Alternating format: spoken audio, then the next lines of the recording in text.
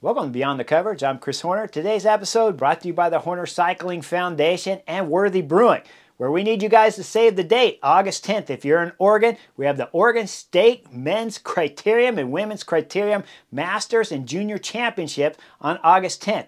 Also, we'd love you to click the link down below and leave a small donation. We need a bunch of small donations to make the event bigger and better. Molly would appreciate it, I would appreciate it, and I'm sure all of the cyclists taking part on August 10th at the Downtown Bend Criterium would appreciate it too, so that we can make the event bigger and better year in and year out. Now, what do I want to talk about in today's Beyond the Coverage video? Well, I want to take you back into one of the comments where Rec Rev said, when will we see some parity? When will we see some of the younger riders compete against Tadej Pogačar? Or is Tadej Pogačar just going to be that generation rider for the next 4 or 5 years? Well, he is. He's that good. Tadej Pogačar is going to be exceptional. There's no doubt he has another 4 or 5 years at the top level. But when we're talking about parity, Rec Rev, and you're asking about when will we see the next younger riders, or possibly who will they be that comes up and competes against Tadej Pogačar?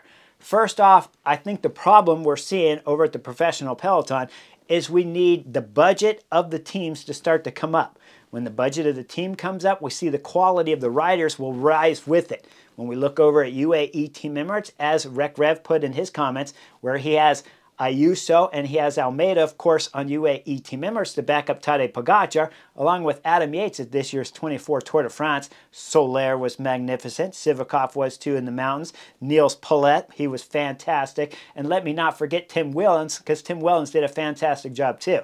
But that's all budget of the teams. Now, there's more involved with that. You can't just have a big budget and all of a sudden all the riders are going to be better. But with a bigger budget, you can take some of the pressure off the riders. So when they need help with something as small as I'm flying from this airport to this airport, maybe we can have a better seating for me on the plane. That's all set up with budget. I can tell you stories when I was riding with Lotto, with the jersey behind me, where we were on our way to the Tour de France starting in London. I rode for the team in 06 and 07, and I remember on my way over to London, we were stopping off, Cadel Evans, myself, a winner of the Tour de France. That year with Lotto Destiny, he of course finished second one year with me and another year top 5. But as we landed in Belgium the day before, we were going to meet the team and fly out the next day. Both Cadel and I arrived at the hotel. There was no bike for us to train. We were going to stay there all day that day because we got in the afternoon, and we weren't flying out till the next day late in the night with our whole team to fly over to London. I called up the director sportif and I said, we have no bikes here. He said, we're getting ready to do the Tour de France. How much training do you need to do? Can't you just wait till we get in London? I said, we're not getting in London until tomorrow and late to tomorrow. We got here early this morning. It was noon when I was calling them. We have to have bikes. We're getting ready for the Tour de France. So these teams have to become more organized. With a bigger budget, you have more people and you can spread out that workload. When I was calling the director sportif, in his mind, it's not that he dropped the ball. In his mind, he's preparing for the Tour de France himself. He's getting himself focused on the Tour de France. He's trying to get the details of every stage that he's going to be driving first car or second car that could be behind the breakaway up front with a rider from Lotto trying to win that stage. So as he's thinking about the Tour de France, he's thinking about it that the most important thing I need to know is how to get my riders ready for each stage of the Tour de France. He wasn't thinking that, hey, I got to worry about the bike for Chris and Cadel Evans so that they can train on Tuesday and on Wednesday and then hop on the flight to fly over to London to start the Tour de France. Rightfully so. It's too much work for a director sportif to be thinking about all those details. Once I called him and said, hey, no, we have to train today because we can train tomorrow before we get on the flight, and then we can fly with the team and we get 2 more training days. Every day as a professional cyclist becomes more and more important as a big event gets closer. When you're 6 months away, you can get sick. When you're 3 months away, you can no longer start breaking bones and arms and legs and stuff like that. And as you get closer and closer to that event, every day of training becomes magnified on how important it is. When you're there the last week of the Tour de France, it becomes crucial that you continue to keep training and get the right amount of miles in so that you are ready for the Tour de France to start. That year was in London. The director sportif, as I told you, I don't believe it's his fault, but he's overworked and certainly doesn't have the hours left to start thinking about that. oh wow, Cadel Evans and Chris Horner are flying into Belgium a day earlier before the rest of the team flies out tomorrow night. We need their bikes. Wasn't his fault. A bigger budget of the team would, of course, start to solve those problems. When we look over at Viz Melissa Bike and I show you some of their staff, I'll have Garrett scroll up on the picture here of how much staff they have there on Viz Melissa Bike. We're talking about nutritionists, dietitians, we're talking about soigneurs, we're talking about directors sportifs. They have about every angle of the professional peloton of what riders would need from the professional peloton to be ready for a big event like the Tour de France. Now, of course, we saw this year with Viz Melissa Bike where they had accidents before the Tour de France started. Jonas Vingegaard crashing stage 4 of the Basque Country. Wout van Aert crashing at Doorsdorf-Vlaanderen. We saw the accidents happening, of course, at Dauphiné. You can't plan for those, but you can plan with enough budget to have all of your secondary riders, like Bart Lemond taking the spot of Sepp Kuss after Dauphiné where he got sick. Bart Lemond comes in, and Bart Lemond performed above the belt on how I thought he would have done at this year's Tour de France. He was magnificent, but he's magnificent because the staff and the budget of the team is so big that Bart was, even though he's down on the list of priorities before the Tour de France, someone still hasn't forgotten about the kid, so he's capable of arriving at the Tour de France and having a performance like he did. So when we go back into Rec Rev's comments talking about the parity, when will we see it a little more even there with Tadej Pogačar? Well, as the team's budgets start to grow and come up, then we'll start to see riders perform better on different teams. Another example I saw this week reading in the Cycling News articles was there of Guillaume Martin riding for Cofidis, where he was complaining that his Look bike is 900 grams heavier than it needs to be because the UCI limit would allow him to take almost a kilo off his bike. On top of that, Guillaume Martin says that he doesn't train with a power meter because the power meter is going to be 200 grams heavier than just standard cranks. So we're talking about over a kilo worth of weight on his bike while he's performing at the Tour de France. If you had a bigger budget, if you had, of course, bigger budget that had riders performing better on Team Cofidis, they could go over to Look and say, hey, we can win the Tour de France.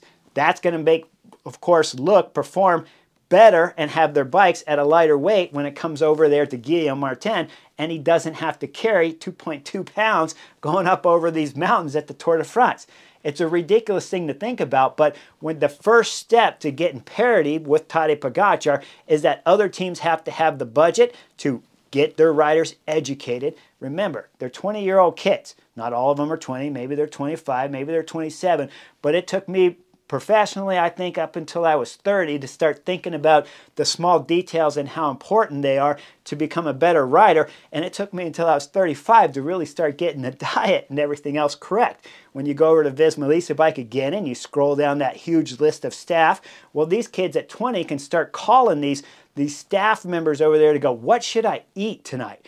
I just got done doing a 6-hour ride. What do you think is the best way to eat? Versus I had to go through a decade worth of riding and talking with other riders that some said, of course, some said you should have pasta for breakfast. I'll bring you into an article where Tadej Pogačar said he was told when he was first there with UAE team members where pasta is what you're supposed to eat before the race starts. And since then, since he's been on the team with UAE team members, the whole level has lifted so much that now they don't serve you pasta. In the 90s, when I was riding with FDJ, one soigneur told me I needed to have pasta before the race started, and I looked up at the soigneur and I said, I'm never eating pasta for breakfast. He directly said back to me, the guy who won yesterday ate pasta, Chris, you should eat pasta. I looked back up at the soigneur and I said, everybody ate pasta yesterday for breakfast but me, so of course the guy who won had pasta. How could he not? I'm the only one who didn't have it, so that means nothing to me.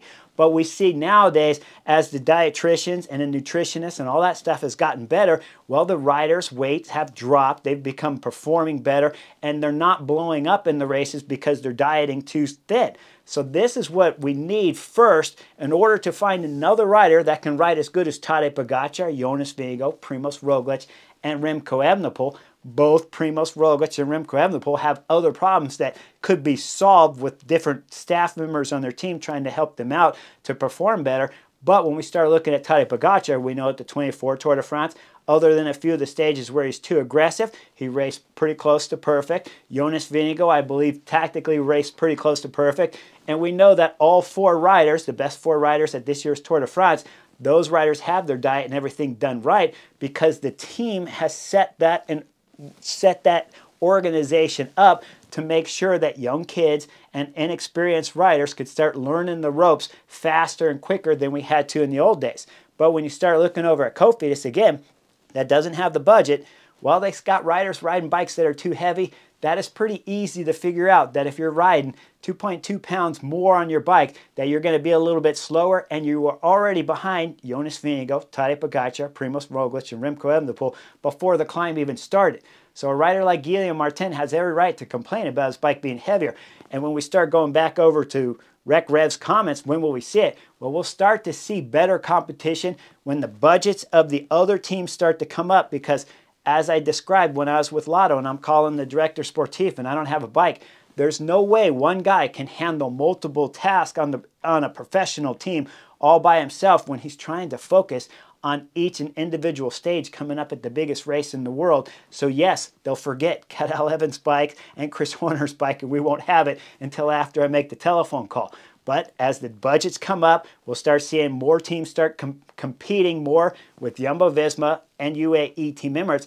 And on top of that, as their budgets come up, they'll start stealing Adam Yates, they'll start stealing Ayuso, they'll start stealing Almeida away from UAE Team Emirates and away from Visma Lease bike, where maybe Sepp Kuss, maybe Wout van Aert's no longer on that bike, on that team, because they can't afford the budgets of those guys, and they go somewhere else. Now the teams are a bit more even. We reach into the last and final mountain stages of the Tour de France once the final climb starts. Tadej Pogačar is quite possibly isolated and has to race against Adam Yates and Almeida, along with Jonas Vingegaard, along with Primož Roglič, if he can make it through without crashing, and along with Remco Evenepoel, because he's got big balls. So once we start seeing that start to happen with the team's budgets coming up, that's when we're going to see Rec Rev, the competition and the parity with Tadej Pogačar, start coming closer. I don't believe we'll see a rider at Tadej Pogačar's level exactly in a long, long time. Certainly, as you said, 4 to 5 years. But maybe we can see Tadej Pogačar isolated, and maybe we can see the level back here of a rider like Guillaume Martin or someone from Cofidis start to come up as they treat their riders the correct way, and they start figuring out that if we take care of our riders before the Tour de France starts, if they arrive at the Tour de France with all the right equipment, if they have the swan year feeding their riders late up the last mountain stage, like we saw Tadej Pogačar with 10 kilometers to go, getting a bottle from his feeder right there on the side, a staff member, to cool himself off and not overheat and lose the 24 Tour de France to Jonas Vingegaard.